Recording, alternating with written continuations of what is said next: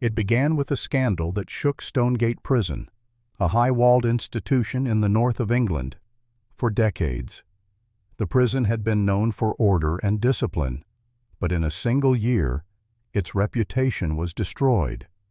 One male inmate had infected 9 staff members with HIV, among them correctional officers, medical interns, and kitchen employees. It was an event so shocking, so unthinkable, that it would be remembered as one of the darkest chapters in the history of British prisons. The first signs of disaster came quietly, almost without warning. A young medical intern named Emily Carter, only 3 months into her 6-month assignment, suddenly collapsed while on duty. She fainted in the infirmary, falling to the floor without explanation. At first, her colleagues assumed it was exhaustion, the result of long hours in a demanding environment. But when she was taken to a nearby hospital for tests, the truth emerged with brutal clarity. Emily was HIV positive. The diagnosis sent shockwaves through the staff. Emily was devastated, confused, insisting she had done nothing that could have exposed her to such a virus. Her fellow interns stood by her, equally stunned, because since arriving at Stonegate, none of them had left the facility. Their training program kept them inside the prison walls for 6 full months, living and working under constant supervision. If Emily had not been outside, then the virus had to be inside. Rumors spread in hushed voices across the corridors. To calm the panic, the administration ordered health checks for staff who had been closest to Emily. Within days, more results came back. First 1, then 2, then 5. Each diagnosis deepened the terror. In the end, the number rose to 9 women, all of them infected. They came from different departments: corrections, the medical unit, and even the kitchen, but they all shared the same devastating fate. At first, the women insisted they had no idea how it could have happened. Some cried in disbelief, others sank into silence, unwilling to speak. The possibility of a contaminated supply or an accident was quickly dismissed by the doctors. The infections were not random. They pointed to something deliberate, something sinister. A pattern had formed, and it led investigators to one name.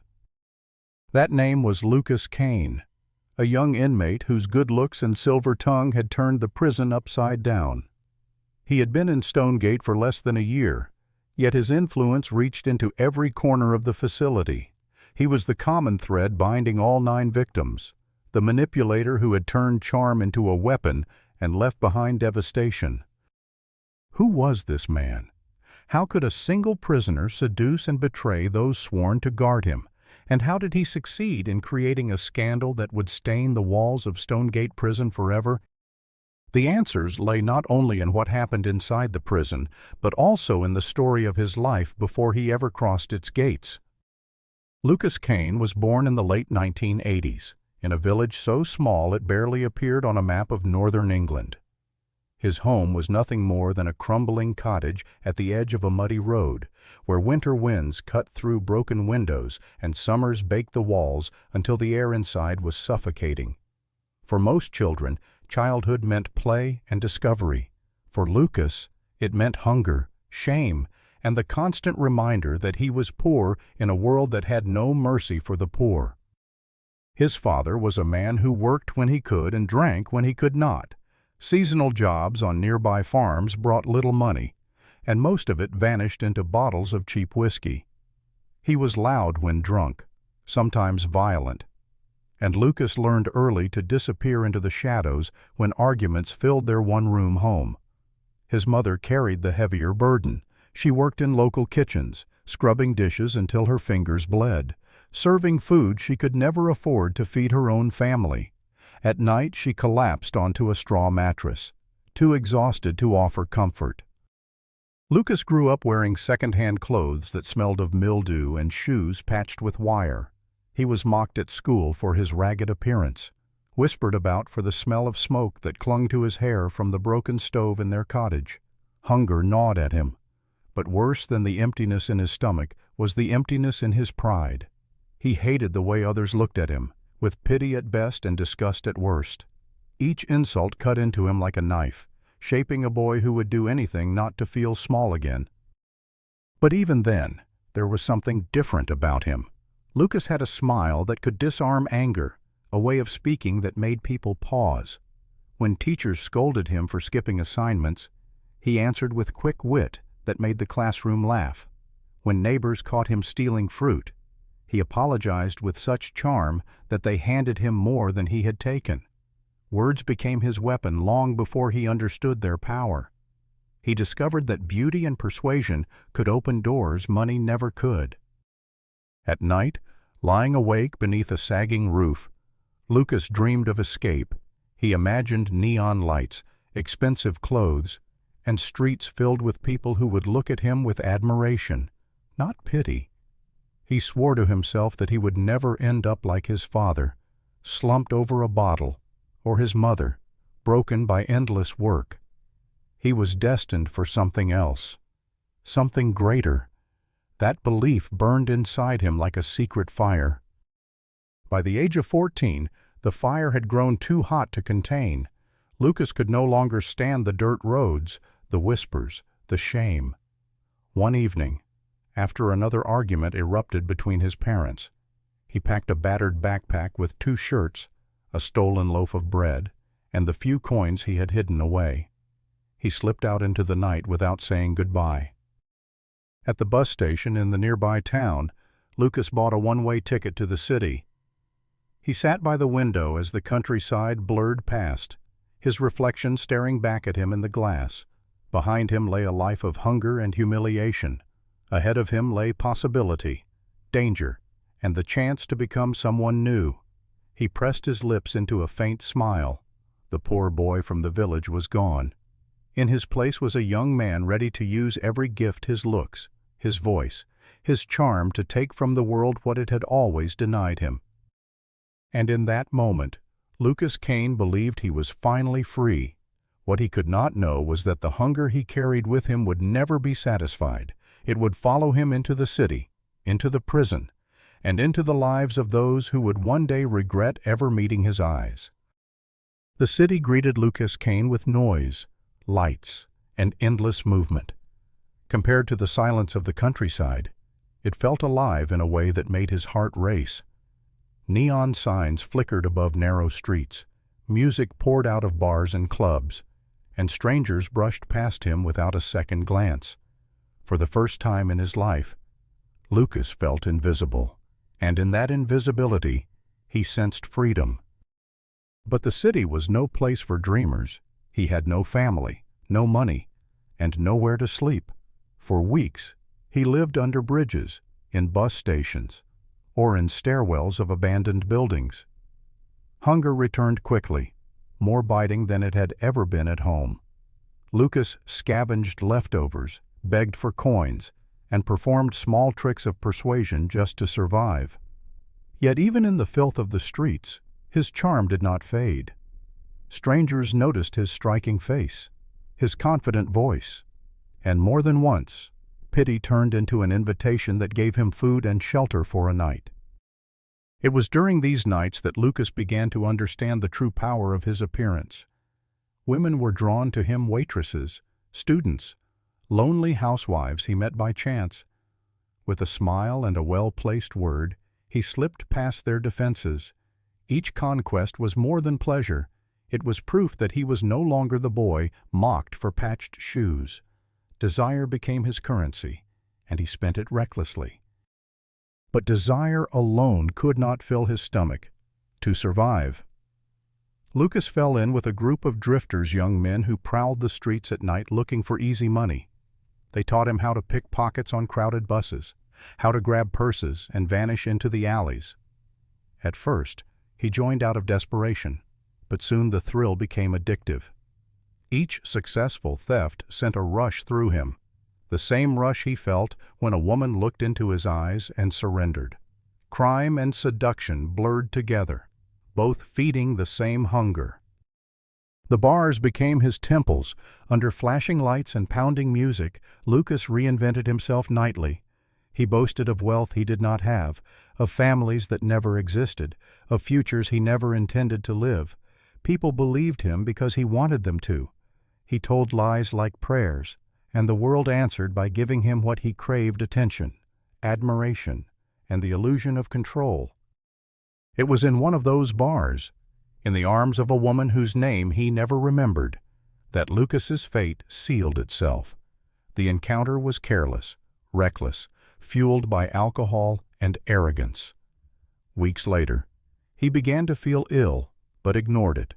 Months later, a clinic confirmed what he already suspected. He was HIV positive. For most people, it would have been a moment of devastation. For Lucas, it was almost meaningless. He told himself it changed nothing. He was still young, still handsome, still untouchable. If anything, the diagnosis hardened him. If his life would be shorter, then he would burn brighter. By now, petty theft no longer satisfied him. He wanted bigger risks, bigger rewards. One night, with two of his new companions, he planned a break-in at a small jewelry store. They imagined quick cash and easy escape. Lucas walked into it with the same confidence he carried everywhere, convinced that even if caught, his silver tongue would free him. The plan unraveled instantly. The alarm screamed the moment they forced the door. His friends scattered in panic, but Lucas ran with stolen goods in his hands, sirens closing in. For 2 blocks he sprinted, heart pounding with the thrill of the chase. But luck, which had so often favored him, abandoned him that night. A police officer tackled him hard to the pavement, the jewelry spilling into the street. At the station, his arrogance did not fade. He smirked through questioning, shrugged at the evidence, even laughed when his crimes were listed. But charm could not erase fingerprints or witnesses. The trial was swift. The court presented not only the burglary, but a string of thefts and assaults tied back to him. This time, his smile failed to sway the jury. The judge sentenced him to serve time at Stonegate Prison, a medium-security facility with cold stone walls and iron gates that promised no escape. As the gavel struck, Lucas lifted his chin, flashing the same smile that had once opened so many doors. To him, prison was not the end. It was a new stage. And behind the bars of Stonegate, he would play his most dangerous role yet. Stonegate Prison was a place built to break men. Its walls were gray and towering, its cells narrow and suffocating, its daily routine designed to strip away individuality until only obedience remained. Most inmates arrived beaten down, their eyes hollow, their shoulders slumped under the weight of sentences too long to count. But when Lucas Kane walked through the gates, shackled and escorted by guards, he carried himself like he was walking onto a stage. From the first moment, he stood out, tall, well-built, his dark hair falling just enough over his forehead. His jaw sharp as if carved from stone, he looked nothing like the average prisoner. The other inmates were hardened men, scarred, weary, and bitter. Lucas was different. He smiled at the guards, winked at the clerks during intake, and even joked with the officer who fingerprinted him. To the staff, it was unsettling. To the prisoners, it was infuriating. Yet no one could deny his presence. In the cafeteria line, his posture was relaxed, his movements fluid, as if he belonged somewhere else entirely. Other inmates whispered his name within days, calling him the Prince of Stonegate. It wasn't respect, it was mockery laced with envy. But Lucas wore the title like a crown. His charm did not stop with his fellow inmates. It extended to the staff, the very people trained to resist manipulation. A young correctional officer named Clara Jennings, fresh from the academy, noticed him first. She was told never to make eye contact longer than necessary. But Lucas's gaze lingered, steady and warm, as though he was looking past her uniform and into her soul. He said simple things, small compliments disguised as casual remarks, and they stayed with her long after her shift ended. In the infirmary, he became a frequent visitor, always with minor complaints, headaches, back pain, fatigue. The medical interns, most of them barely older than him, found themselves listening longer than they should, laughing at jokes that weren't particularly funny, and writing down his symptoms with more care than they gave others. Lucas had a way of making even the most routine interaction feel personal, intimate, meaningful. The kitchen staff noticed him too. He volunteered for meal shifts, moving trays and stacking crates with ease, his sleeves rolled up to reveal lean arms. The cooks, mostly women who had worked in the prison for years, found themselves drawn to his politeness. Please and thank you went a long way in a place where most inmates barked demands or said nothing at all. But Lucas never simply said thank you. He said it with a smile that suggested gratitude for more than food, a smile that lingered in memory long after he had returned to his cell. He played the long game, never too obvious, never too bold. He knew that patience was his greatest ally. With each passing week, he built small connections, fragments of trust, seeds of affection. A guard noticed he was different. An intern admitted he seemed harmless. A cook whispered to a colleague that he didn't belong here. Every word, every look, every smile was calculated.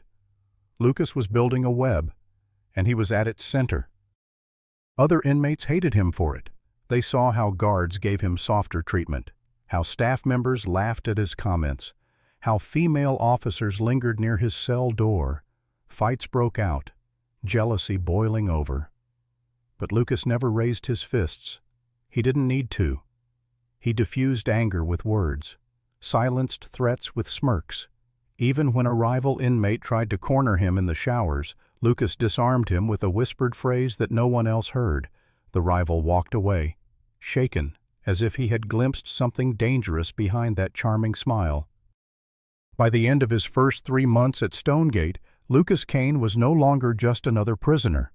He was a presence that hovered in every corridor, a name on every tongue. To the staff, he was an anomaly, handsome, polite, articulate. To his fellow inmates, he was a threat, a man whose weapons were not fists or shanks, but looks and words. And slowly, carefully, he was preparing to use those weapons in ways no one could have predicted. The first encounter happened in the quiet hours, when the prison lights dimmed and footsteps echoed down empty halls. Lucas Kane had been inside Stonegate for nearly half a year by then, and the web he had spun was finally beginning to tighten. He knew which guards looked away longer than they should, which interns lingered near his cell, and which staff members carried secrets in their eyes. He studied them like a hunter watching prey, waiting for the moment to strike. It began with Clara Jennings, the young correctional officer who had noticed him from the start. She was diligent, eager to prove herself in a world where female guards were often underestimated, but she was also new, uncertain, and vulnerable to kindness in a place where harshness was the norm. Lucas saw it instantly. He began with words, nothing more. "You look tired tonight. Clara, your hair looks different today, it suits you." Small remarks, gentle enough to sound harmless, yet personal enough to break the invisible wall between prisoner and guard. At first, she resisted, reminding him of rules, brushing off his comments. But Lucas was patient. He let silence do its work, let her wonder why he singled her out, let her feel the subtle pull of attention she didn't receive from colleagues. And then, one night, while making her rounds, she paused just a moment too long outside his cell. Lucas leaned forward, speaking softly, as though confiding a secret. "You're the only one here who sees me, Clara. Everyone else, they just see a number." The words struck her deeper than she admitted. She walked away quickly, heart racing, but she carried them with her for days. Not long after, Emily Carter, the medical intern who would later become the first to fall ill, found herself caught in the same web. Lucas often complained of headaches or sleepless nights, excuses that brought him into the infirmary. Emily checked his vitals, asked routine questions, but Lucas answered with stories. He told her about his childhood, carefully edited to elicit sympathy. He described loneliness, dreams unfulfilled, a longing for connection. And when she looked up from her notes, his eyes held hers just long enough to make her believe he was speaking only to her. "Emily," he said once, after a routine check, "you make this place feel less like a prison, more like a reminder that kindness still exists." She blushed, scolded him lightly, but her pulse quickened. She told herself he was manipulative, that she should know better. But the warmth in his voice was addictive, and she returned to her dorm each night, replaying his words in her head. The pattern repeated with others. A kitchen worker named Sarah Miles, divorced and lonely, laughed too hard at his jokes while serving stew. Lucas leaned close when he thanked her, his breath warm on her ear. She felt something stir inside her that she hadn't felt in years. A second intern, Rachel Moore, kept telling herself she was only being professional when she stayed longer during his checkups, listening to his stories. But when Lucas brushed his fingers lightly against hers, an accident when handing back a clipboard, her resolve weakened. It was never immediate. Lucas understood that desire needed to simmer. He created intimacy in fragments. A glance here, a whispered compliment there, a secret shared under the hum of fluorescent lights. Each woman came to believe she was different, the exception, the only one who saw the real Lucas Kane. They didn't realize they were pieces in the same puzzle, trapped in the same performance. The first physical contact with Clara happened in the storage room near the laundry. She had escorted him there to help with supplies, a decision she justified to herself as harmless after all. He was unarmed, and she was in control. But when she turned to reach for a clipboard, Lucas stepped closer. His voice dropped, low and velvet. "Do you ever feel like you don't belong here? Like you're meant for more?" She froze, caught between duty and desire. When she finally turned, his face was inches from hers. He didn't touch her, not yet. He let the tension hang until she leaned forward, ever so slightly, and that was enough. From then on, the rules of Stonegate bent in secret. Lucas arranged stolen moments slipping into storerooms, kitchens, the infirmary after hours. Each meeting carried the risk of discovery, but that risk only heightened the intensity. The women told themselves they were careful, that no one knew. But Lucas orchestrated it all with precision. And there was one detail, more insidious than any word or touch. At first, Lucas allowed protection. It reassured them, let them believe they were safe.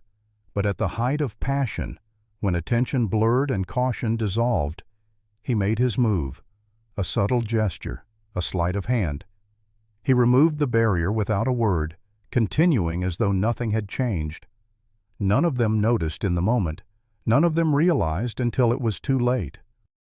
By the time winter fell over Stonegate, Lucas Kane had entangled himself with multiple staff members, guards, interns, even kitchen workers. Each one thought she was his secret, his only confidant, his forbidden lover. In reality, they were part of a web woven with cold precision. He had turned the prison's rules against itself, using charm and desire to breach walls that iron bars could never confine.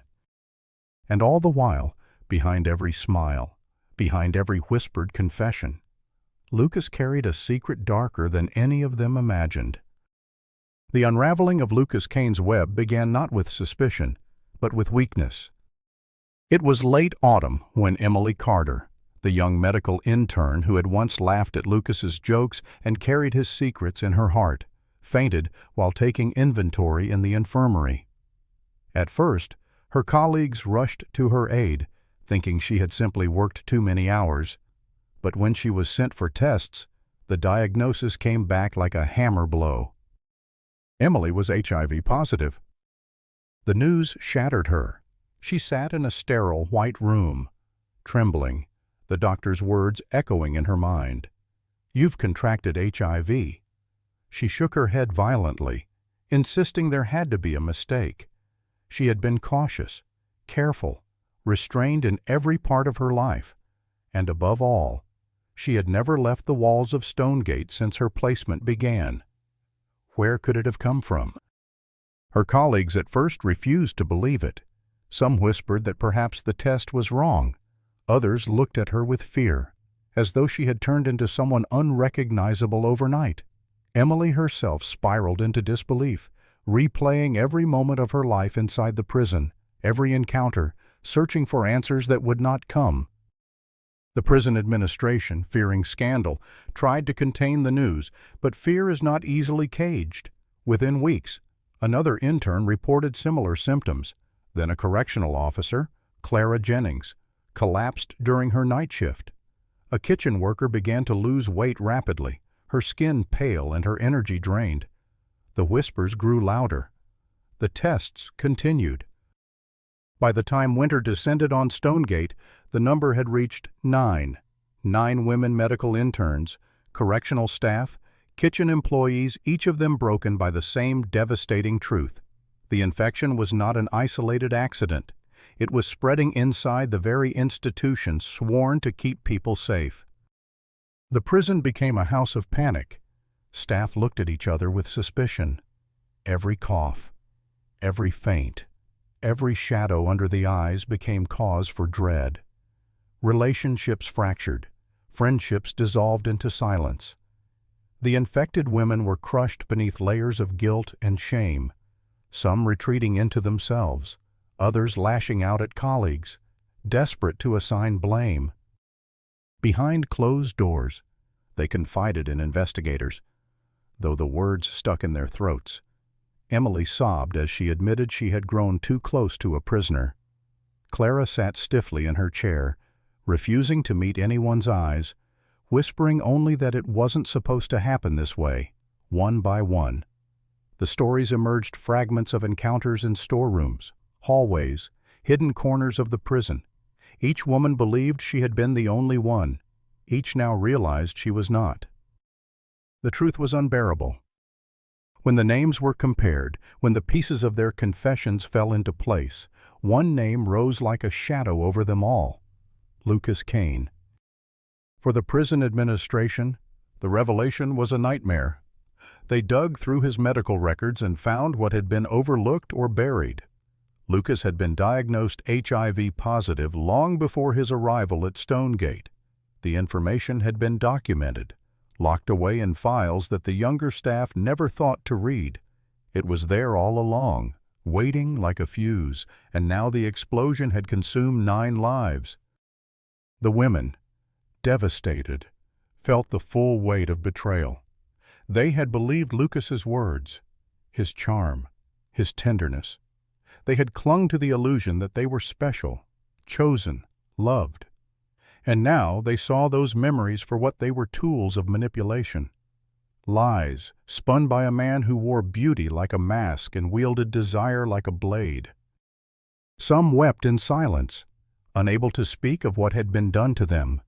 Others raged, demanding answers that would never come.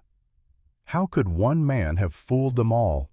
How could they have risked everything, their careers, their health, their futures, for a smile and a voice that promised comfort in the shadows? The corridors of Stonegate grew heavy with silence. Every staff member felt the scandal pressing down on them, the knowledge that their institution had been breached not by violence, but by seduction. And at the center of it all, locked behind bars, but no less dangerous, Lucas Kane smiled as if nothing had changed. The investigation began quietly, but in a place like Stonegate, silence never lasted long. At first, prison officials tried to keep the scandal confined to closed rooms. Doctors were called in, files examined, and staff questioned in whispers behind locked doors. But the weight of what had happened was too heavy to hide. By the second week, rumors had already spilled into the city outside. Local newspapers caught wind of an outbreak inside Stonegate Prison, though the details remained shadowed. When the truth emerged that 9 female employees had tested positive for HIV and that the infections were linked to one inmate, the story exploded across the headlines. Handsome inmate infects 9. One paper declared, another printed Lucas's mugshot beneath the words, "The Seducer of Stonegate." The world wanted answers, and so did the investigators. Each woman was interviewed separately, their statements recorded with clinical precision. Emily Carter was first. Her voice trembled as she described how she had trusted Lucas, how she believed he saw her as more than an intern. When asked if she had been aware of his diagnosis, she broke down in tears. "He never told me." She sobbed. "He never told me anything." Clara Jennings sat differently rigid, her jaw clenched, refusing to let tears fall. She admitted to breaking protocol, but her words carried both shame and anger. He made me believe I was the only one," she whispered. "I thought I could handle it. I thought it was just between us." When pressed, her voice dropped even lower. "I didn't even notice when he—" She paused, unable to finish. The investigators filled in the rest themselves. Sarah Miles, the kitchen worker, confessed in a flat monotone, as though speaking about someone else's life. "I was lonely," she said. "He was kind. That's all I wanted, someone kind." Her hands shook as she spoke. "I never imagined." Every testimony followed the same haunting pattern. Each woman had believed she was unique, chosen, cherished. Each realized now that she had been part of a calculated pattern of seduction. Their shame was unbearable, but their anger was worse. The investigators turned to Lucas himself, in a stark white room, with 2 guards flanking him. He sat across from the lead officer. His wrists were shackled, but his posture was relaxed, almost regal. His eyes gleamed with a quiet amusement. "Lucas," the officer began, sliding a file across the table, "we have 9 women, all of whom describe intimate encounters with you, all of whom are now HIV positive. What do you have to say for yourself?" Lucas leaned back in his chair, the faintest smile tugging at his lips. 9, he said softly, as though tasting the number. "That's a lot of broken hearts, isn't it?" The officer stiffened. "This isn't a joke." Lucas's gaze sharpened, though his voice remained smooth. "Nothing in here is a joke. But people see what they want to see. They wanted kindness. They wanted attention. I gave it to them. What they did with it, that's their choice." The officer slammed a hand on the table. "You knew you were positive. You knew, and you chose to expose them anyway." For the first time, Lucas's smile faltered, replaced by something darker. He leaned forward, chains clinking softly. "I didn't force anyone," he whispered. "They came to me. They begged for me. If they didn't notice the difference, maybe they didn't want to." The words chilled the room. There was no remorse, no guilt, only a twisted satisfaction. Lucas Kane was not a victim of circumstance. He was a manipulator who had turned seduction into a weapon, and now he watched the destruction with quiet pride. Outside the prison walls, the scandal grew. Protesters gathered at the gates, demanding accountability. Families of the infected women wept on television, describing daughters, sisters, and mothers whose lives had been shattered. Reporters shouted questions at officials, accusing them of negligence. How had Lucas's medical history been ignored? Why had inexperienced interns been placed in direct contact with a dangerous inmate? The government scrambled to respond. Committees were formed, policies reviewed, and promises made. But nothing could erase the fact that 9 women's lives had been forever altered by one man's charm and deceit. Inside Stonegate, the atmosphere turned poisonous. Guards treated inmates with suspicion. Inmates mocked guards with cruel laughter, and the infected women walked the corridors under a cloud of pity and contempt. Friendships among staff dissolved into blame. Some accused the victims of recklessness. Others blamed the administration. while a few whispered that Lucas had bewitched them, as though he were something more than human. Lucas himself remained untouchable, isolated in his cell. He seemed to thrive on the chaos. Rumors spread that he smiled whenever the newspapers arrived, that he asked guards to read the headlines aloud. He had become infamous, his name echoing not just in the prison but across the nation. The investigation dragged on for months, but the truth was already clear. Lucas Kane had exploited the cracks in Stonegate's system: youthful interns, overworked staff, overlooked records, and turned them into his personal stage. The evidence was overwhelming. The only question that remained was not whether he was guilty, but what punishment could ever match the devastation he had caused. The trial of Lucas Kane became one of the most publicized cases in modern British history. For months, newspapers had splashed his name across their front pages. Talk shows dissected every rumor, every testimony. By the time he appeared in court, he was no longer just an inmate, he was a symbol of betrayal, a name synonymous with seduction turned lethal. The courthouse overflowed with spectators. Families of the victims filled the front rows, their faces pale with grief.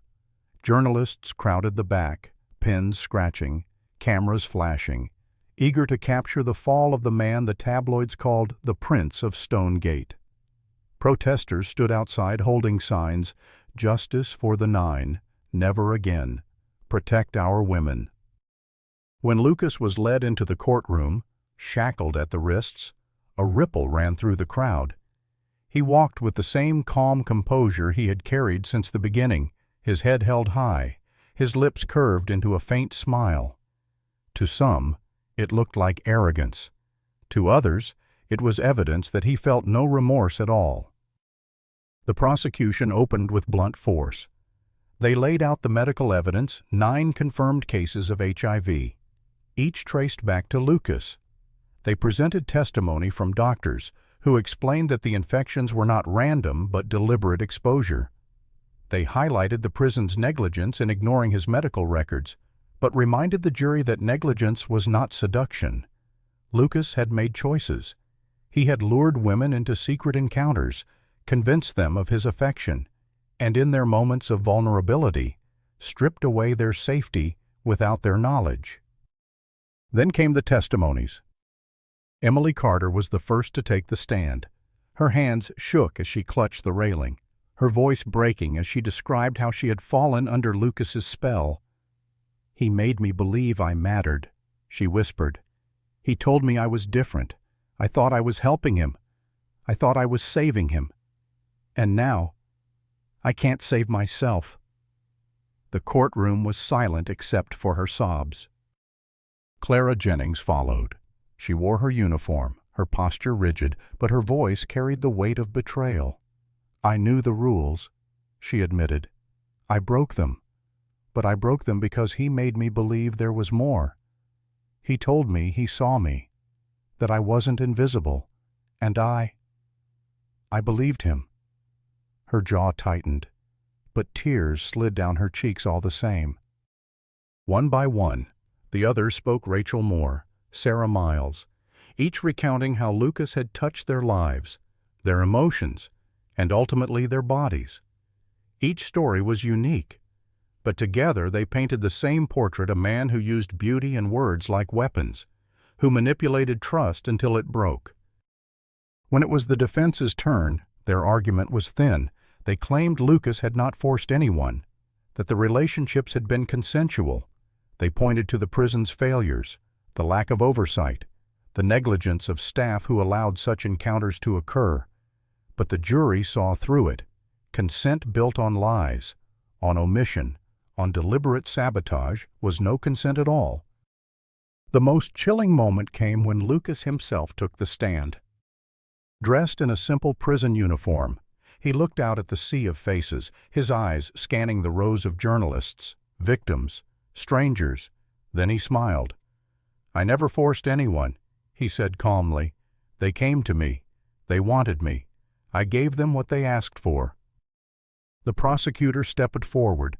And when you removed protection without their knowledge, when you knew you were HIV positive and chose to expose them anyway. Was that what they asked for? Lucas's smile faltered, but only for a moment. They wanted me real, he whispered. And that's what they got. The words sent a shiver through the courtroom. Gasps echoed, and the judge slammed his gavel for silence. But the damage was done. The image of Lucas Kane smiling, unrepentant, almost proud, was etched into the minds of everyone present. After weeks of testimony, the verdict was inevitable: guilty. The judge's voice was firm as he pronounced the sentence for deliberate and reckless endangerment. For the manipulation and exploitation of those entrusted with your care, this court sentences you to life imprisonment without the possibility of parole. A collective exhale swept through the courtroom. Some of the victims wept openly, clinging to loved ones. Others sat in silence, the weight of the moment sinking in. Lucas stood motionless, his face unreadable. Then, as guards moved to escort him away, he glanced back over his shoulder. His eyes met Clara's for the briefest second, and his lips curved into that same faint smile. It was not the smile of a man broken by justice. It was the smile of someone who believed, even now, that he had won something. Outside the courthouse, cameras flashed, headlines screamed, and the world debated what kind of punishment could ever be enough. But inside Stonegate Prison, the walls absorbed the news with grim finality. Lucas Kane was not leaving. His stage had been stripped away, but his legend, dark, twisted, unforgettable, had only just begun. The trial ended, but the scars it left behind spread far beyond the walls of Stonegate. For the 9 women infected, life split into 2 halves: the time before Lucas Kane and the time after. Emily Carter withdrew from the world. Once bright and full of ambition, she abandoned her studies in medicine and returned to her parents' home, where she spent most days behind closed curtains. The diagnosis had not only stolen her health, it had stolen her future. Friends stopped calling. Whispers followed her whenever she ventured into town, and she carried the crushing weight of knowing she had been both a victim and a warning to others. Clara Jennings fared little better. The uniform she once wore with pride became a symbol of shame.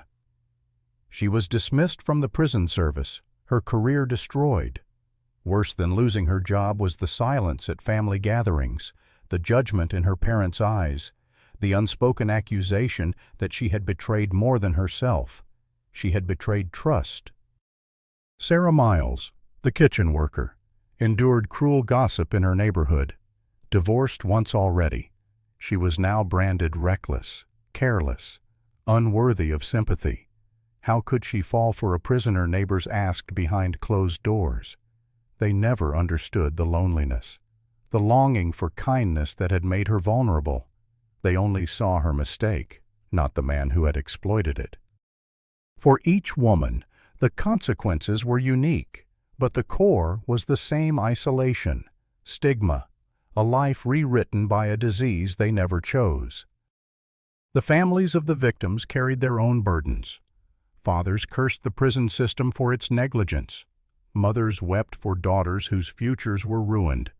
Brothers clenched their fists at the thought of Lucas's smile, his composure in court, his refusal to break. Some families turned inward, cutting themselves off from the public eye. Others lashed out, demanding reforms, screaming for justice that could never undo the damage. Stonegate Prison itself became synonymous with failure. Investigations exposed a chain of negligence, outdated record-keeping, inexperienced staff placed in direct contact with dangerous inmates, blind trust in charm where suspicion should have reigned. Officials resigned, policies were rewritten, and training programs were overhauled. New barriers were erected between staff and inmates, stricter background checks enforced, and medical files placed under constant review. But the reforms felt hollow to those whose lives had already been shattered. Outside the prison, the scandal became a cautionary tale. Newspapers ran retrospective features for years, dissecting every detail. Documentaries aired late at night, repeating the story of the handsome inmate of Stonegate. His face became an icon of danger proof that evil did not always come with scars and snarls, but sometimes with perfect cheekbones and a silver tongue. And yet, beneath the outrage, there was a darker fascination. Some readers wrote letters to Lucas, convinced he was misunderstood, even romanticizing him as a tragic figure. Women sent him photos, promises, even marriage proposals. It was a cruel irony while 9 women's lives unraveled outside. Lucas Kane gained admirers inside. His legend twisted into something alluring to those who had never felt his deception firsthand. The victims knew this, and it cut deeper than the disease. To them, Lucas was not a mystery or a tragic figure. He was the man who had stolen their trust, their bodies, their futures. They lived each day with the consequences, while he lived behind bars, untouched, unrepentant. Years later, when the scandal's headlines began to fade, the shadow of Stonegate lingered. In medical conferences, the case was studied as an example of deliberate transmission. In law schools, it was dissected as a landmark in consent and accountability. And in whispered conversations across England, it remained a story parents told their children, a reminder that danger sometimes wore a charming face. For the 9 women, there was no closure, only survival. Some found strength in activism, speaking publicly about HIV awareness, trying to turn their pain into purpose. Others remained silent, unwilling to let the world see their wounds. But all of them carried the mark of Lucas Kane, a mark that no reform, no verdict, no passing years could erase. And in his cell at Stonegate, the man at the center of it all remained what he had always been: calm, composed, smiling. In the end, the story of Lucas Kane was not just the story of one man, it was the story of a system that failed, of trust betrayed, of lives shattered by charm and deception. It was a story that revealed how power could be wielded not with fists or weapons, but with beauty, persuasion, and the willingness to cross lines no one thought could be crossed. Stonegate Prison would forever carry his name like a curse. No matter how many reforms were enacted, no matter how many new rules or walls were built, people would remember it not as a fortress of justice, but as the place where one inmate turned the staff themselves into victims. The scandal rewrote its identity, etching Lucas Kane into its very foundation. For the victims, the legacy was even more personal. They lived with the weight of every headline, every whisper, every reminder that their pain had become public spectacle. They became symbols of vulnerability, though each of them longed to be seen simply as human. For them, Lucas was not just a name in the news. He was a shadow that lingered in their health, their futures, their most private memories. For society, the lesson was unsettling. People wanted to believe evil could be recognized at a glance, that it wore cruelty on its face and violence in its voice. Lucas Kane proved otherwise. He showed that danger could wear a smile, that manipulation could sound like affection, that destruction could arrive wrapped in desire. His actions blurred the line between victim and accomplice, choice and deception, consent and violation. Lawmakers pointed to his case as a catalyst for change. New protections were drafted, new training programs enforced, new medical protocols designed to ensure no file would ever be overlooked again. Yet even as policies shifted, the memory of what had happened in Stonegate remained a scar across the justice system. And what of Lucas himself? To the very end, he never confessed remorse, he never apologized, never begged forgiveness.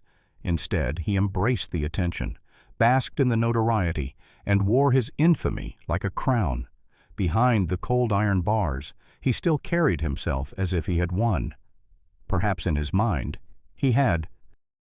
The legacy of Stonegate, then, was twofold. It was a warning that no institution, no matter how fortified, is immune to the vulnerabilities of the human heart. And it was a reminder that one person's charisma, when sharpened into a weapon, can leave wounds deeper than violence, scars that spread far beyond the walls where they were inflicted. Years later, when the headlines faded and the world moved on to new scandals, the name Lucas Kane remained. It lingered in textbooks, in law journals, in late-night whispers, and for those who lived it, for the 9 women whose lives were irrevocably altered, for the families who watched helplessly, for the system that failed them all, his story was never just history. It was a wound that never fully healed.